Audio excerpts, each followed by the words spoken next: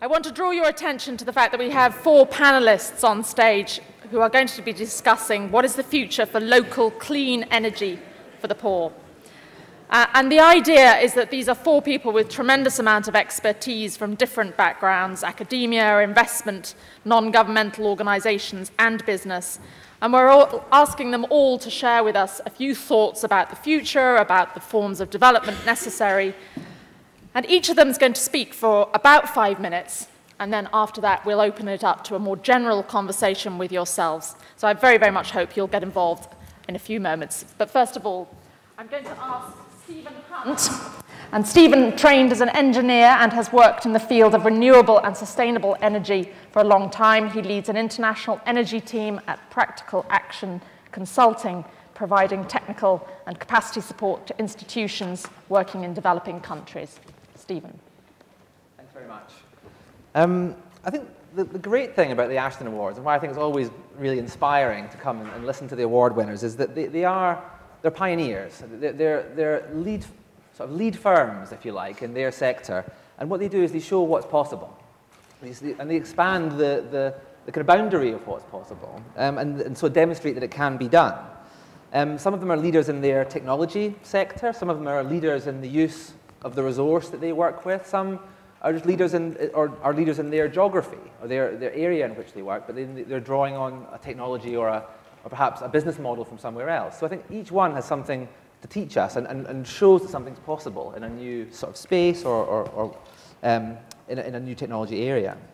I think the great thing about the Ashden Awards winners, if you look at them as a whole, is that they also show what's possible in terms of meeting the diverse range of energy needs of people. I mean, in this, even just this year, you have different organizations meeting lighting needs, ICTs, cooking, water heating, and space heating.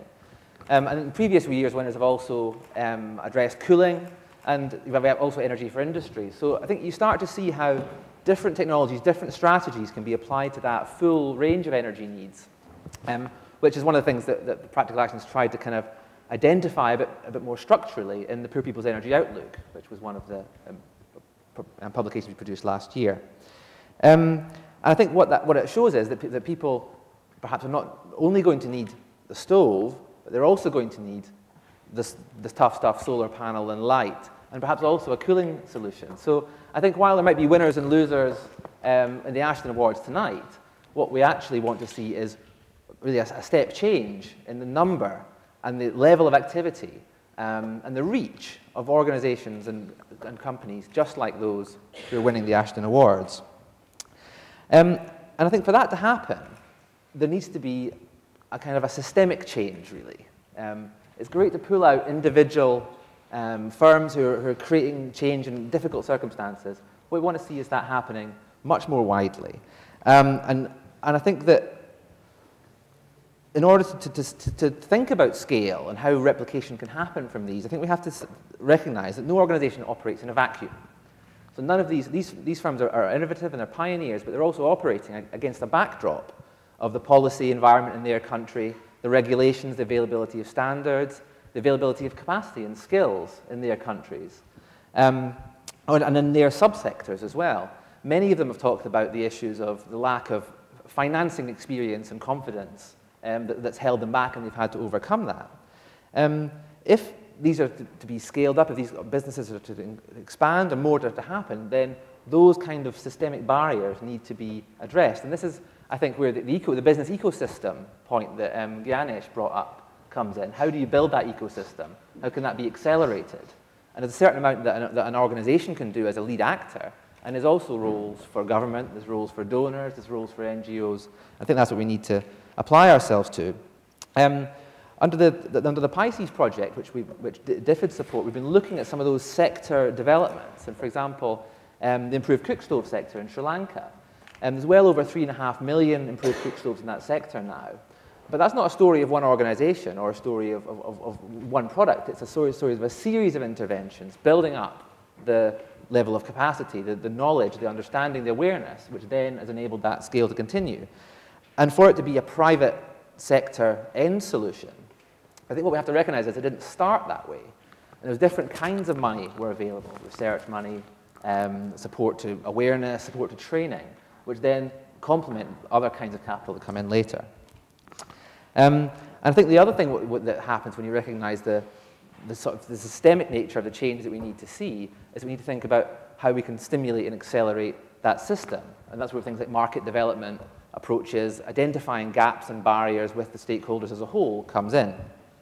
Tools like the Interactive Renewable Energy Toolkit we've been working on with Christian Aid and Oxfam to try to help provide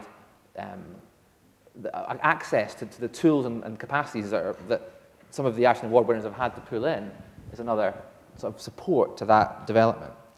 But I think what this sort of systems view that I've proposed doesn't negate, or in fact it emphasizes, is the role of, the first great thing about these Ashden Award winners, which is their role as pioneers and leaders in creating some of these subsectors. And I think as well as pushing the envelope of what's possible, they also create a space for other actors to come in, other players, who then don't have to make the case quite as new as the first time, because look, it's been done.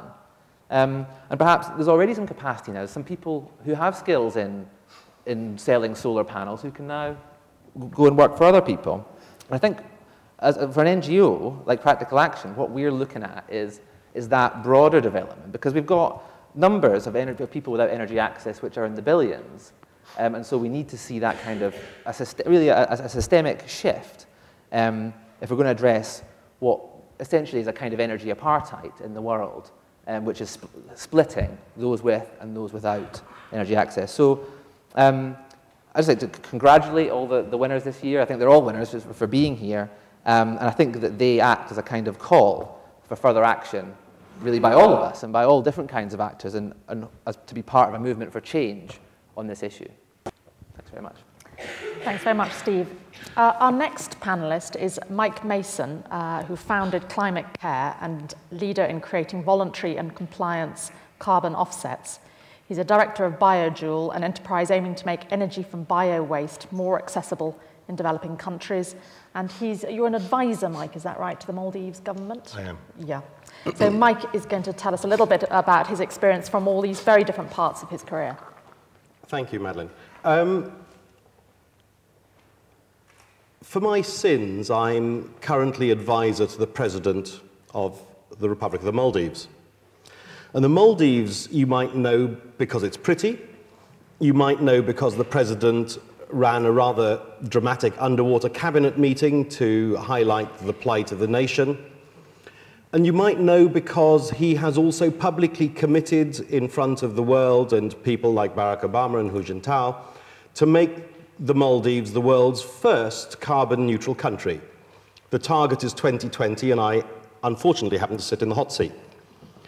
And it's quite an interesting place to sit, because a whole lot of the sacred cows that I brought to this task have had to be slaughtered. When you start to do this, you discover that it's a heck of a lot harder to get to carbon neutral, which is where we need to be as a society globally, than it is to knock 10 or 20 or 30% out of the system. In fact, it's an order of magnitude harder than you would imagine. So the challenge is carbon neutral by 2020. And I just want to talk a little bit about that and how the lessons that I think we're beginning to see in the Maldives might be relevant in the broader space. One of the biggest, not the biggest, one of the biggest problems that we face is not one that you would expect. Everyone here is talking about getting energy to the very poorest of the poor. But of course, the first thing they do is they charge their mobile phone. There's a slight paradox here that I'm not quite sure I understand. The experience in the Maldives is that as soon as you give people energy, they want more. And then they want more, and then they want more. And when they sit next door, as they do in the Maldives, to tourist resorts with infinite amounts of energy, they want that much too, please. And you have an interesting situation where you have a country which has gone from dictatorship to democracy, and Democrats, of course, are never very secure in power, and so you have to keep these people and what they want satisfied. The challenge, therefore, is to give them not just electricity an hour a day, 2 hours a day, 4 hours a day, but electricity when they turn the switch on. That is actually where we all have to end up at the end of the day. And that is the really difficult bit. You have broadly two choices. You can go the decentralized, house by house, cute and quaint route that I get lots of NGOs coming to me and saying, Mike, you know, we should do this, we should empower all these people, and each should put a solar panel up and they could have a little micro turbine. It looks nice, it sounds nice, but it doesn't work. And it doesn't work for for three really good reasons.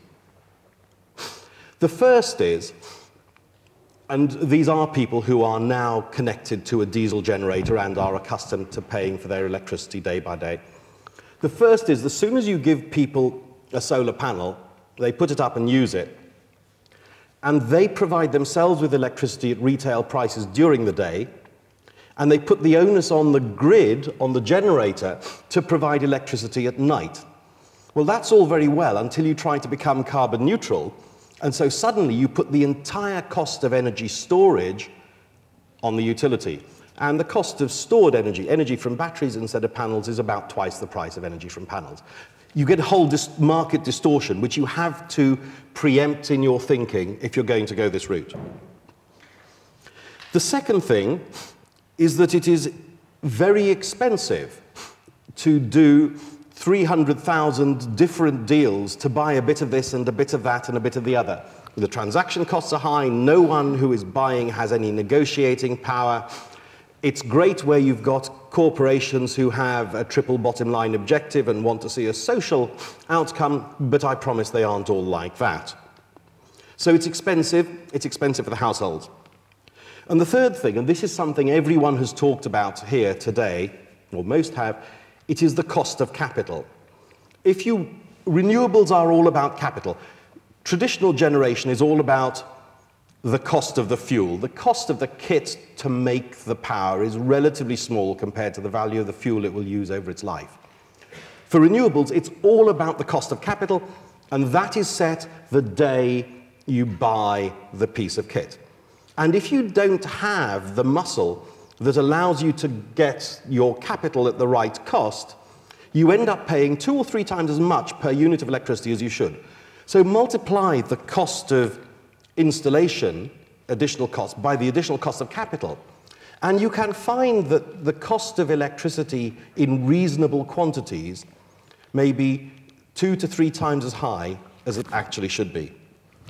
Give you a sense of scale, to do the Maldives, which is a 300,000 population, just to do the state sector, we estimate will cost $2 to $3 billion. Getting that out by a factor of 2 is a lot of money.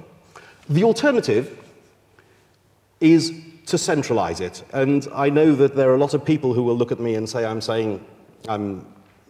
swearing in church here.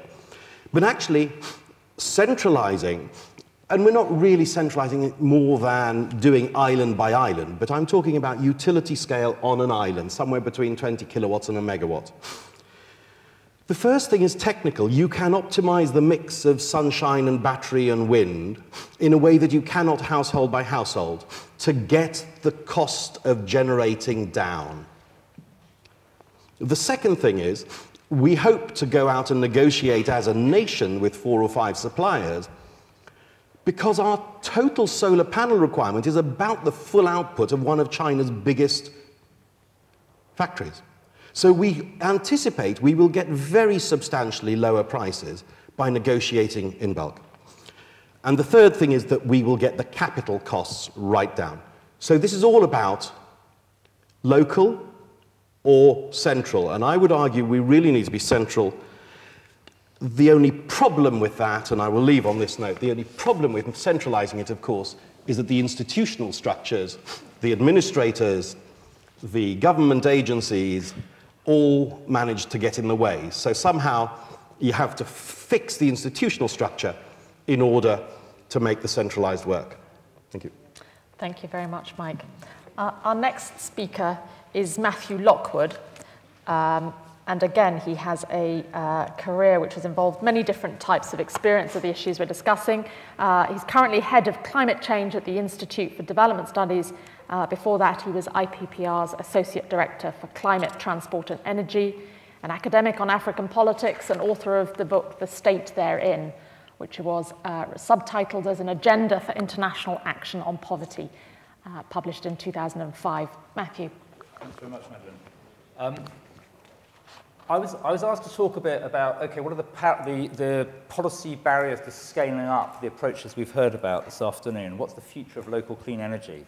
But actually, of course, what you've seen is that the finalists here are all growing at a fantastic rate. I mean, they're growing at an explosive rate. They have ambitions to scale up even further. They've got successful business models. A lot of them are doing R&D, which is very interesting. And they're clearly, as has been said, they're clearly pioneers. But they're doing this mostly in environments which were not designed to help them, and in certain ways have hindered them. And so the kind of message, the overall message I have is, if we want to see a future for local clean energy, let's help the pioneers, or let's construct a policy environment which helps them and the others who will follow, because others will follow. Others will look at what's been going on and say, look, that's a really good thing, good business. I'm going to do the same. So I want to just very briefly talk about three things which I think are very important in the policy environment, because, of course, the challenge is still so big, as you all know. So the first of these is carbon pricing. Most developing countries don't have any carbon pricing of any kind. And it's unlikely that they will do for some time to come. So what we really need is subsidies to reward technologies for being clean. This is what this is about, really. But also on the other part is the technology support. So where you're using new technologies, and especially new technologies in a particular situation, this is a process which needs to be supported. At the moment, in a lot of countries, you actually have the reverse. You have subsidy for fossil fuels. So India, in 2008, spent $40 billion on fossil fuel subsidies. In Kenya, where Tough Stuff International is based, Kenya introduced price controls on kerosene and other products in 2010. They cut taxes in 2011 on kerosene. And of course, kerosene you're directly competing with in solar products. At the moment, kerosene prices are really high. Fossil fuel prices are really high. We know that, but of course, they fluctuate. They'll go down again. The point is that it's not a level playing field. On the plus side, where help is received, it seems to do a great deal of good. With Husk Power Systems in India get a subsidy for each plant from the government, $7,000 roughly for each gas-fired plant. If they scale up ambition to producing over 2,000 plants by 2014, they'll get something like $50 million of support, which is a significant help. It's a good example of the kind of scale of help that will be needed. Some of the finalists are trying to get help through carbon finance, through the CDM, through voluntary carbon markets, gold standard, and so on. And so they need access to that kind of finance to scale up. I think that's right, but I think the kind of policy lesson here is that certainly when it comes to official carbon finance, like the Clean Development Mechanism, what we've learned is that this has not worked well for these kinds of investors. Most of the CDM financing has gone to large-scale industrial gas projects in China.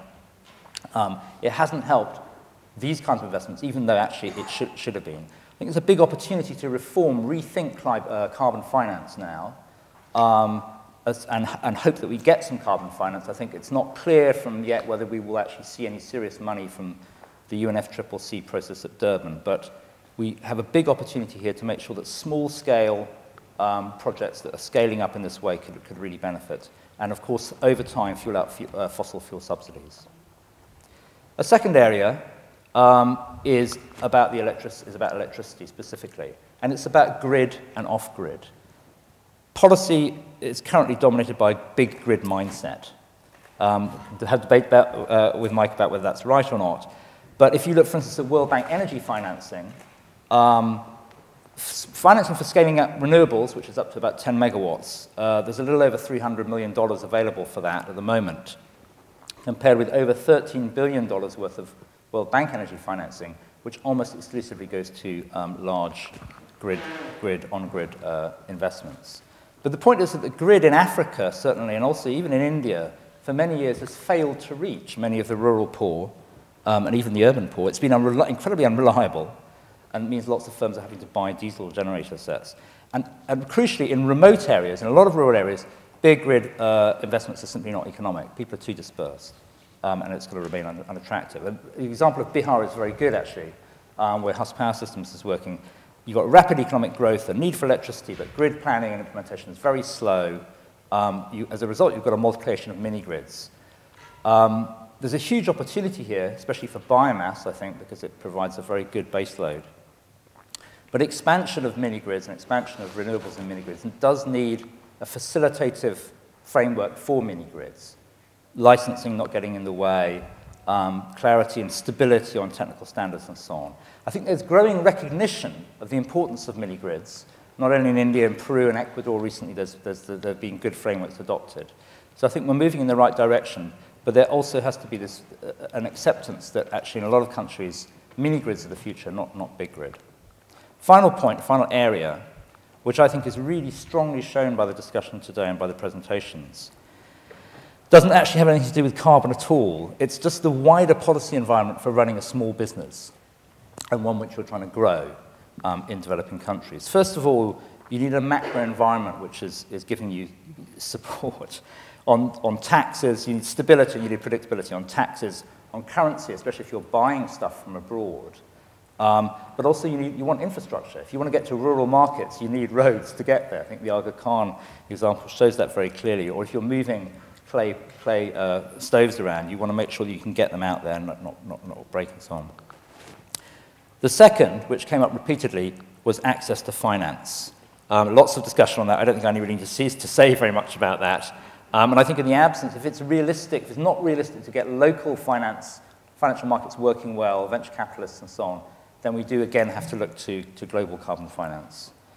And the last area is skills and training. Almost all the businesses are doing training in-house, skilling people up from a very basic low level of education in many cases. We need policies which just improve basic education, but also give support to the training process. All that cost at the moment is being borne by the firm. There should be support to that, and skills and training are not often the most visible issue for policymakers in this kind of support they could give here. Overall, just to finish off, I'm cautiously optimistic. I think on many of these areas we're kind of moving in the right direction, but there's still a long way to go. Thank you very much, Matthew. And finally, we're going to hear from AUDREY SELIAN. AUDREY is director of the ARTA initiative associated with Rianta Capital Limited, focused on social investment in rural enterprise in India. She too has worked in a number of other fields, including aid and development agencies and as a management consultant. AUDREY, your thoughts? Thank you. I'm here to share my experiences as a member of a team that has been focused on something that I think has been shifting over time in terms of what we call it now. It's impact investing. I started out in the field of development about 10 years ago with dreams of working at the UN, and realized quickly that the private sector was something that held more appeal by virtue of some of the rigor that I thought would be implemented along with some of the planning.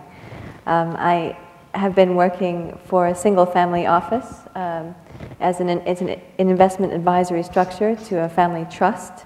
And this family, the Singh family, Tom Singh in particular, is the founder of New Look, a big retail business here in the UK. And he put in place kind of a mandate to develop a program to invest what would otherwise be the philanthropic pot of money that the family wanted to allocate to India. So it's been a tremendous experience over the past 5 years working with this family, and more recently with another group called the Halloran Philanthropies, who also have an interest in looking at finding ways to develop an impact-driven portfolio. So what I can speak to is very much, I guess, the social investor or venture philanthropy perspective on this question, on this challenge of how do we capitalize the winners coming out of these award ceremonies. One of the former winners of these award ceremonies is sitting in the audience. Swati's here from Tide, and she can probably personally attest to the fact that all this talk about providing capacity building to the investees needs to be coupled with some serious discussion about providing capacity building to the investors. The length of time and sort of the minefield of, well, attempting to understand what the appropriate structures are when approaching a business in a country like India is quite exorbitant. It's quite a long and drawn-out process. And so I'll speak to some of what I think could be useful to us as an investor community moving forward in a minute. Just to give a quick rundown of what it is that we do, we're looking at developing a portfolio of investments in a couple of specific sectors. Energy is one. Agriculture and livelihoods are kind of the major areas. And we look at investing between 50,000 and 500,000 in each deal. And our time horizons are quite long. So we consider ourselves to have sort of patient capital to deploy. And in this arena, despite I'm probably one of easily 100 or more impact investors that I've identified that all look at India. And there is tremendous momentum and interest. We have roundtables and breakfast series here in London that gather social investors, trying to find out what are best practices, what methods are being used, what case studies can we learn from.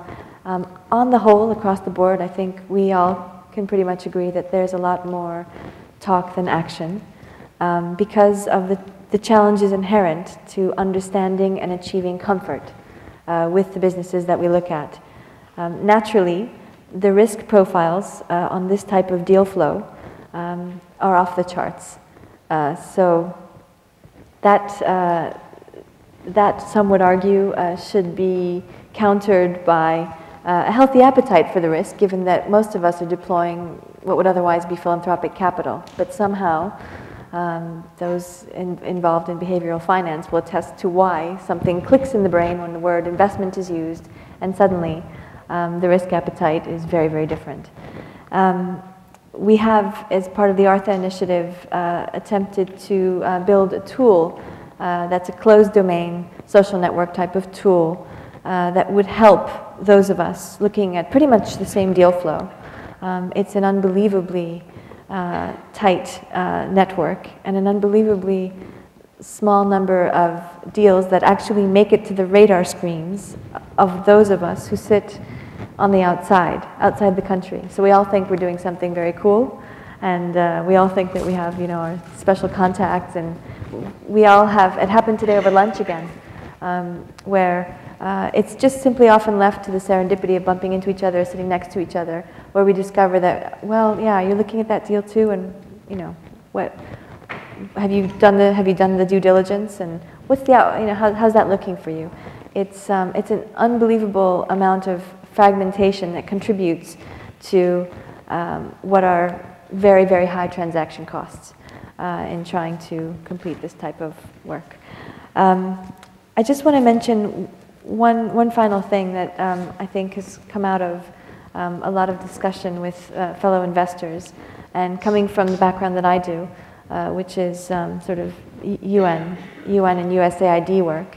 I think the onus is on the DFIs and on the larger donor agencies to provide a little bit more transparency into the deal flow and the pipelines and the SMEs that they're investing in for the private investors to plug the gaps, to fill the holes, because there is such a tremendous opportunity in creating some of these building the framework for more coordinated capital aggregation into some of these deals where aid funding may end. There may be tremendous opportunities for high net worth individuals to come in and fill the gaps. There is absolutely no transparency on this level that I'm aware of, and this is one thing that I think is one of the major opportunity areas for increasing access to capital for these types of businesses. Thank you. Thank you very much, Audrey. Transparency is an issue that Andrew Mitchell constantly stresses, and indeed I was interviewing Dr. Rajiv Shah, who's the head of USAID, as you know, yesterday, and he tackled that transparency issue explicitly, saying he set up a new website called foreignassistance.com. So perhaps that will help fill some of the gaps that you're identifying. I wondered maybe if the panel had any points that they wanted to raise from each other's presentations. You've got something, Mike? Well, I wanted to pick up the incipient debate about big grid, small grid that you alluded to. And I think actually we're agreeing absolutely here. I wouldn't argue for the national scale grids, because the last comment I made was that the national institutional structures generally get in the way of delivering. And I think that there is a compromise, there is a point in between, and perhaps this phrase mini grid is actually what we're looking at. Modern technology lets us run mini grids which give us most of the economies of scale with most of the avoidance of the bureaucrats and the centre. And it is finding this sweet spot in the middle that I think my experience leads me towards. Matthew, did you? Yeah, Stephen, did either of you want to respond? Yeah, I think that it's partly to do with politics and the difficulties of running a political economy of running big grids. It's partly though to do with just the characteristics of places that running 33 kV or higher high voltage power lines miles and miles to a small community just doesn't make any sense at all. It just makes much more sense to have mini grids of various kinds. But I also think it's about what your levels of ambition are in the level of power you're trying to provide. So I think for very poor people who have access to no electricity at all, just getting a solar lantern or a kit which gives you maybe a kilowatt peak in the middle of the day, charge up a battery and so on, that is a big step forward. Let's not underestimate that. Just because it can't, power agro-processing machinery or, run a machinery on an ongoing basis over a long period of time. So I think that's the first step. But then the next step up, I think, is some kind of mini grid, micro grid. I think the big thing we need there, probably more than anything, is cheaper, better storage. Yes. Actually. And this is something where you have almost a sort of global R&D community should be paying much more attention to. Some technologies are now getting cheaper and cheaper. The cost of PV cells has come down 50–60% in the last 5 years. But things like storage, I think, are still a big problem. And so there are... what I think is really interesting about renewable technologies is that they make us think about these things in a slightly different way. And I think we shouldn't, just because there are economies of scale in grid in certain circumstances, we shouldn't blind ourselves to the fact that actually the mini grids and renewable technologies are going to have a really big role to play.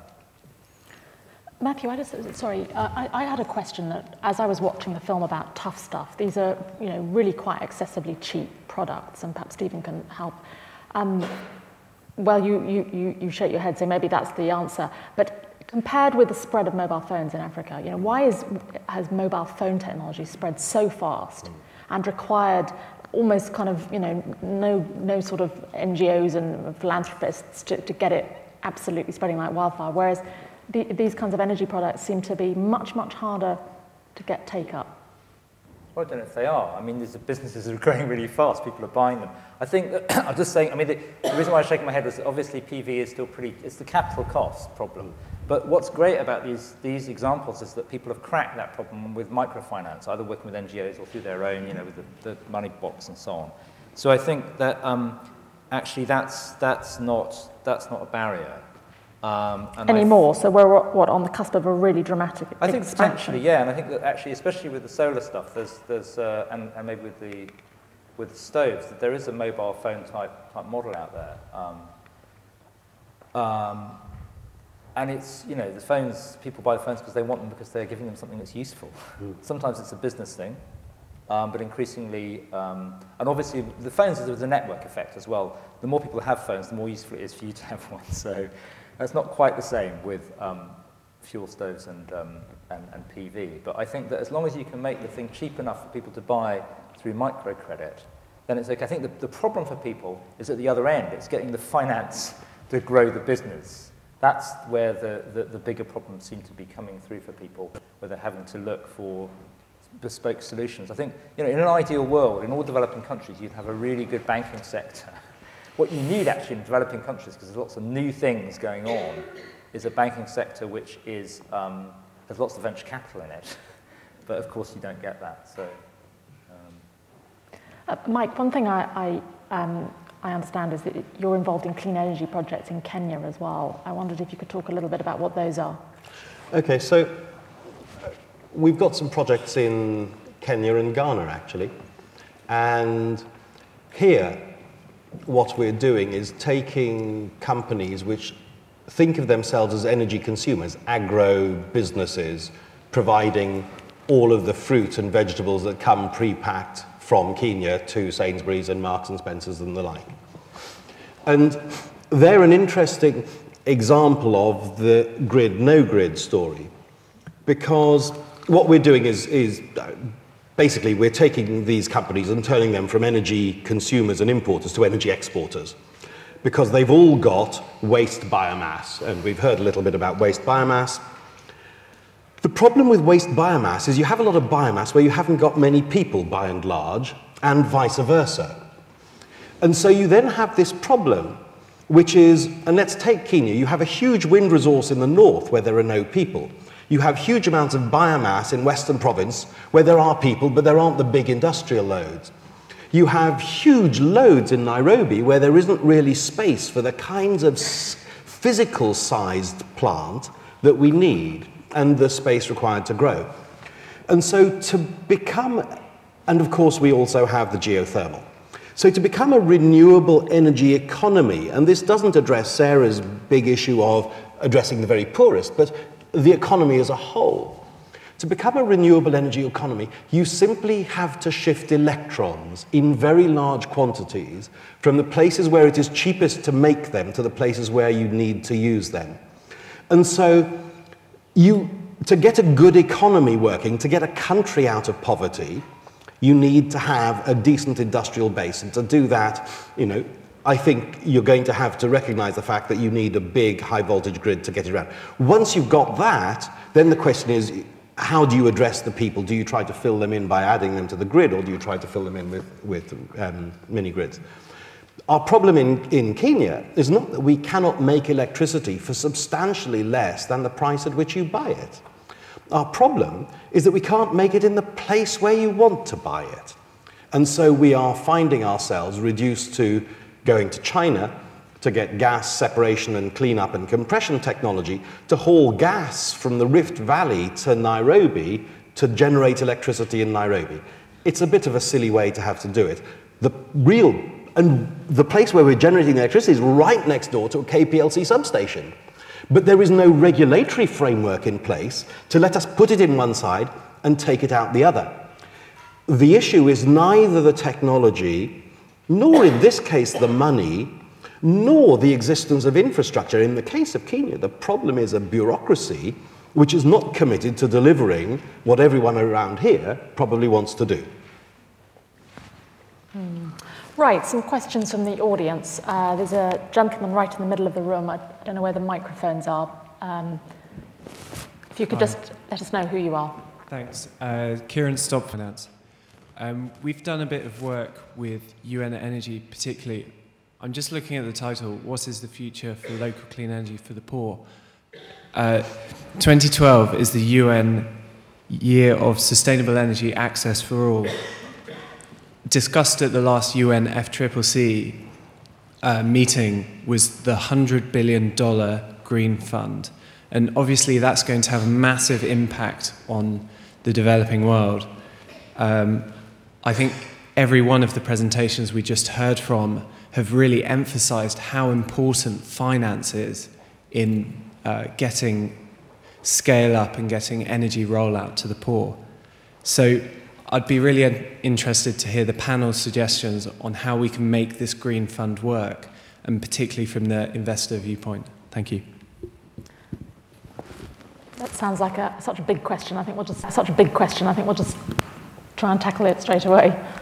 Yeah, I think one of the key points I'd like to make before the person in the financing world has a chance to answer this is just the importance of the different kinds of finance that are out there. I think there's a temptation to think it needs to be capital, or it needs to be patient, or it needs to be grant. And I think in practice what you see when sectors are developing is that you need different kinds of actors, you need different kinds of finance at different times. And there's almost always a mixture required. You need your research money going into universities, and you need your startup finance for the really early stage ones, and then you need the bigger chunks of money for scale up. And I think that also feeds back into the question about what are you supporting. I get really worried about these mega funds, that seem to be, what are you targeting here? And I think what ends up, this debate often gets caught in this grid, off-grid kind of ding-dong, which I think is a little bit of a distraction, actually, because electricity, for a start, is only part of the problem. You immediately start with electricity, but cooking fuels are probably the single most important primary kind of energy need, and then mechanical power for things like grain milling, agro-processing, that kind of thing comes sort of closely after. So you've got both of those things happening. And then you've got, obviously, the kind of money you need to do grid extension, which is essential, and you need grid to be extended. It's a totally different kind of money than that which you need in order to do decentralized or to expand stoves, and so on. So that's the point I would make. I think anyone who's tried to sell you a silver bullet, be wary. Because in practice, in the energy sector, you always need a mix. You always need a mix of resources, a mix of technologies, and a mix of approaches. And if this fund does something to support that mix and enable more players to come in with more capital, then that will be a good result, in my view. I think the idea of a kind of massive small change is something that we should think about, and that's where decentralized technologies and approaches have a role alongside the centralized ones. Audrey. And I would just jump in to say that, just an observation, the bigger the fund, the less likely it will be to be looking at the real small businesses that are serving truly the base of the pyramid. And I can't say that we can even pretend to be reaching truly the base of the pyramid through any of our investments, because those businesses require very small amounts of money, let's say between, 20, 30 grand to 100 grand, maybe a little bit more. There's also very little evidence or best practice for us to learn from. Don't forget, a lot of these private funds that look like, kind of little dots on the graph alongside these big mega funds, conceivably are the grease in the wheels that can create some of the soft capital, some of the working capital, some of the wherewithal to get some of these businesses investor ready, so that a fund could even begin to look at them. So when I've gotten to speak to people who are managing mega funds, they're talking about their smallest deals in the range of 5 to 10 million. It's a totally different ballpark, and we also have very little evidence that can help us determine what structure is most appropriate for a tiny little business that's selling lights in the south of India. We don't, for us to come up with tools and templates, it's very cliche and everybody talks about it, but there's not a lot out there actually. So one thing that I would love to see coming out of these convenings every year is for those Ashden Award winners that are getting invested in, can we see the top line term sheets to see what structures are being applied, and when is debt appropriate? When is a quasi-equity instrument appropriate, and what does it look like? And that would help us try to get some of the things done that can then eventually feed into a mega fund, like what you're talking about. Some more questions. There's a gentleman just on the end of the row. I'm Pankaj from Abloh. When we say local clean energy for poor, I would like to know the opinion of the panel with respect to energy efficiency, usage of renewable source. We have a cook stove and we have an industrial application. In cook stove, you see efficiency around 20%. In industrial application, you see efficiency around 85 plus. The dimension of human exploitation, we don't expect global citizens to behave in the similar fashion for next 10 years. So they will also see new phase of lifestyle. So how long they continue with this kind of situation? Black carbon emission from the small devices is the ignored area. Heat injury and durability of utensils is one more aspects to be seen. And fifth one, we must also know what is the time required compared or speed for preparation of food compared to with respect to say LPG or kerosene. We can't say that we have enough time available for preparing food. So in coming days, I think the productivity is also an issue. How do you see these aspects when we design the future map for the poor people? Could you repeat the question? I didn't get it. Stephen, did you grasp the question? I got a few different points. You know, if you could respond to a few of them, because actually we're running out of time, I'm afraid. So if you could respond to some. Just to your point about energy efficiency, and I think that's something obviously that's a real passion for technologists in a way, is to look at the energy efficiency of different kinds of process. And we look at, for example, a 3-stone fire to an improved stove and into a gasifier stove, and that's very much there's a doubling roughly of the conversion efficiency each time, and that's really important. And you're right. I mean, one of the big arguments for centralized systems is you can get greater efficiency, and I think that's all good news, improving efficiency. But then, certainly with those improved stoves, the cost goes up each time, so you get more efficiency, but it's cost you more capital. And then in industrial systems, great if you can connect people, great if you want to connect people, but if you're in a off-grid situation, you can't use that. So I guess my point is, we need to see all of those technologies, and that's the great thing about the Ashdens, is that you can see, oh yeah, if you're in a situation with rice husks, we could really learn from husk power. If you're in the mountains of Nepal, we could learn from the Aga Khan Foundation and their work there. So I think that is really important. I think that, one of the things we put forward in the Poor People's Energy Outlook was this idea of steps in terms of improvement, in terms of this quality of the supply that people receive. And I think whereas at the moment, for example, the International Energy Agency says using traditional biomass or using modern fuel. And that's the two things you can be. You're one or the other.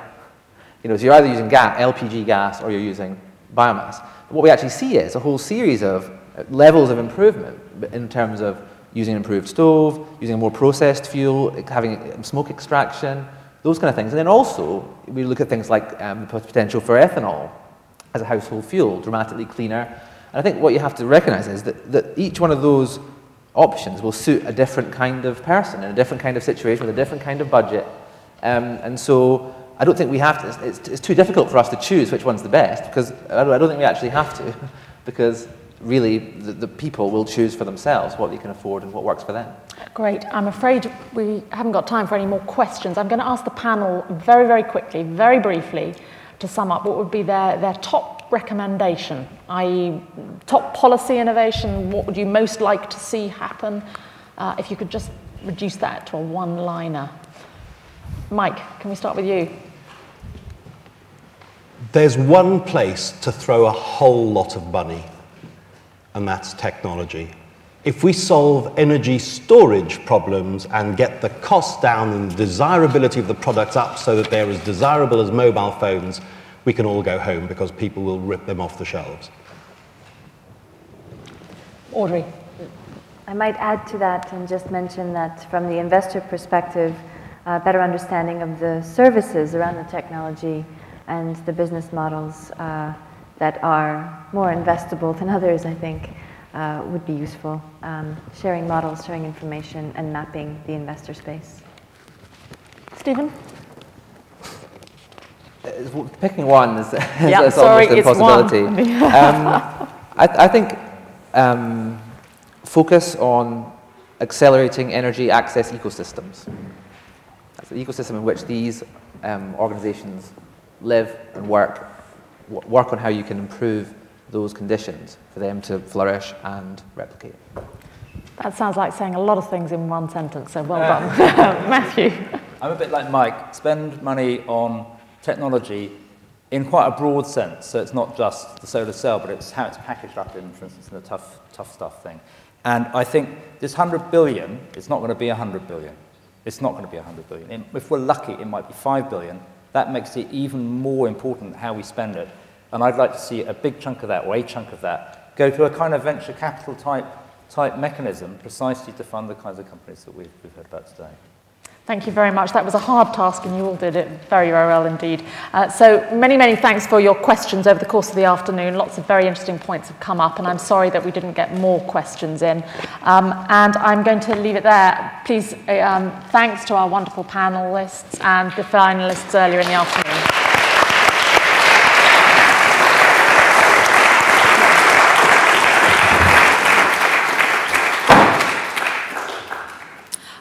I'd just now like to invite up to close the conference the founder director of the Ashden Awards, Sarah BUTLER-SLOSS.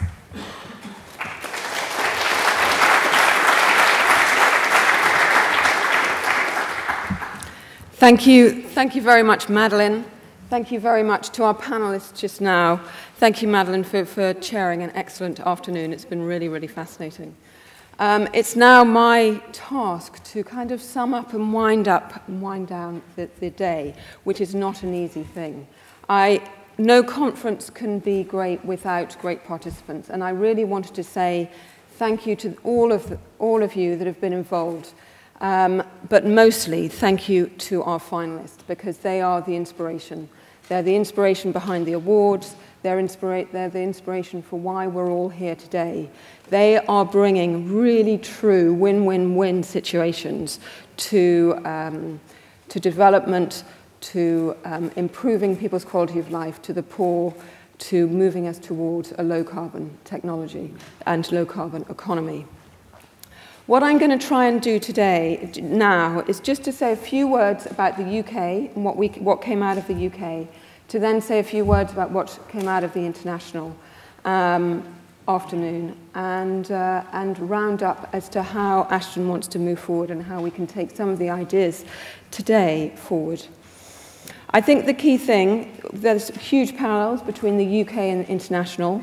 The big parallel for me between all our winners, and it's very much set because we set the criteria as we do, is we're looking for programs and enterprises that are able to meet that triple bottom line, to really bring social, economic and environmental benefits to people. We see it in the UK, we see it by jobs being created, by increased economic activities going on the ground, and lowering fuel bills for households, and warmer homes and better homes for households. It is a win-win-win, and on top of that, there's carbon reductions too. Now, what we heard was how great these sort of technologies are. We also heard this morning how important it is to scale them up, and that was the key message that came out of this morning, and as it has also for this afternoon. We've got to scale these programs up fast and quick. Oil is running out. Climate change is increasing. We're seeing it on a daily basis. Carbon emissions are continuing to grow. We've got to scale these sort of technologies up. What we need, one key thing that we need to do that, is to build the capacity, to build the skills, to build the knowledge, to build education, so that there is the workforce to take it forward. There's a new generation that can understand the issues that are there.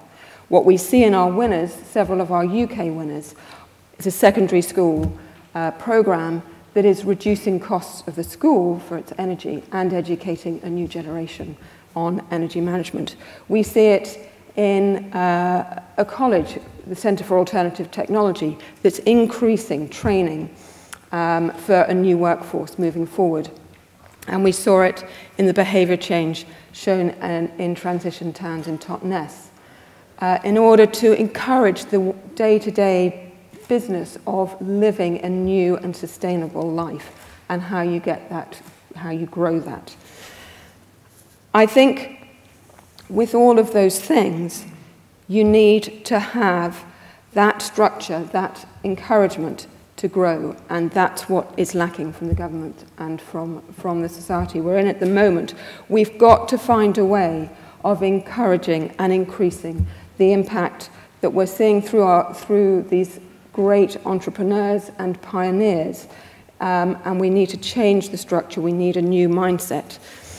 We heard in the morning about how do we get the Green Deal into action to really make it a success as to be the flagship in order to cut carbon emissions in the UK. In order to do that, we need to have good policies, we need to have good partnerships, we need to have good financial mechanisms in order to roll it out. We need encouragement and incentives, nudges and incentives, as the new government call it, carrots and sticks, to encourage a move towards a greener economy, and in order to roll out retrofits on a big scale. In order to do that, there's still one overlying thing that needs to be considered by DEC that want to roll out the Green Deal in a big way, and that's how do we change people's behaviour? How do we change their attitude in order to make sustainability more interesting, more attractive to take up? We need to change individuals' choices. Now, how we do that, there weren't any answers this morning, but marketing needs to be considered. New exemplars need to be shown, and general behaviour change needs to be encouraged and changed. It's a big, big challenge, and what we can say from our winners is that they're leading the way, they're showing us how to do it. We've got to really push behind them and learn from their experience, encourage them to expand, and encourage others to follow in their footsteps. We need a CAT, a Centre for Alternative Technology, in every county. We need a SWAYA and their programme in secondary schools, in every secondary school in this country. We need to get retrofits to be sexy and exciting for people to pick up. We need behaviour change to be rolled out in this country. How we do that is going to be a big challenge, but what we need to do is learn from the winners and encourage them and others like them to expand and encourage others to follow. Internationally, this afternoon, we heard about the huge win-win-wins from our winners.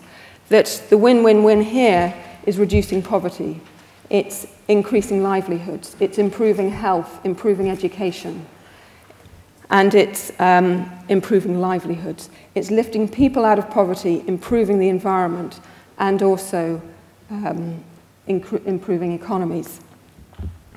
What we've seen from our winners in Husk, and Tough Stuff, and Toiler is that you can be a successful enterprise, sell clean energy, and still transform lives. We've seen in the Stove program and the Aga Khan energy efficiency program in Pakistan, we've seen that you can change people's lives at the same time as transforming the environment. Deforestation is a huge problem in those two countries. The forested land is a valuable water source for those, and watershed for those countries. But you can reduce that by having the technologies and improving the lives at the same time. And that's the great thing about seeing these enterprises, that you can have that win-win-win. You can also take waste products from agriculture and turn them into a fuel use, and turn them into a cheap and affordable fuel for the future.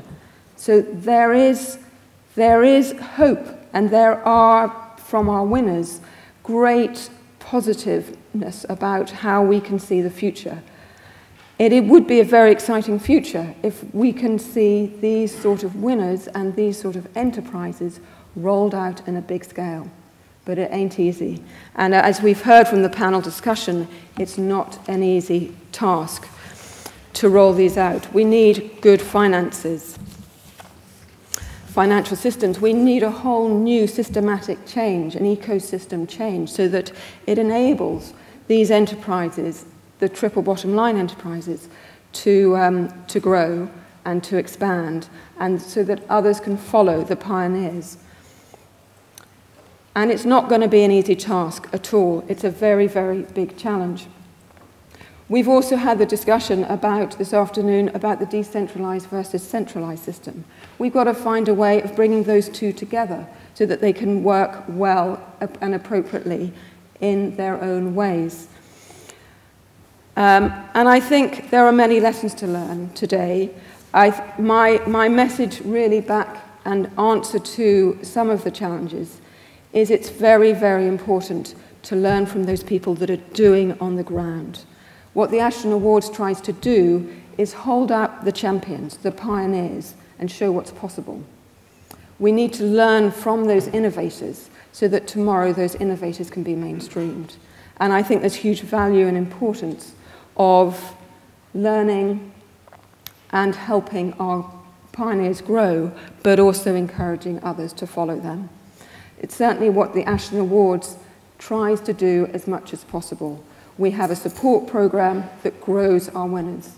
We have an advocacy program that is growing in itself, but is also trying to work with policymakers to learn from what our winners are doing. So tomorrow night, we announce the winners and the gold winners from the people that you've heard this afternoon and this morning. But you will hear their stories tomorrow night, and as you have today. But it's the beginning of a new journey for them. To have the publicity that the Ashden Awards gives them is the beginning of a new journey for them to scale up and to grow and to make their dreams a reality. Ashden carries on working with those winners, and we hope that we can do our little bit to make the world a more secure and safe place and a cleaner place for our children and grandchildren. And I urge all of you to do what you can to encourage the growth of this sector. Thank you very much for being here today. Thank you.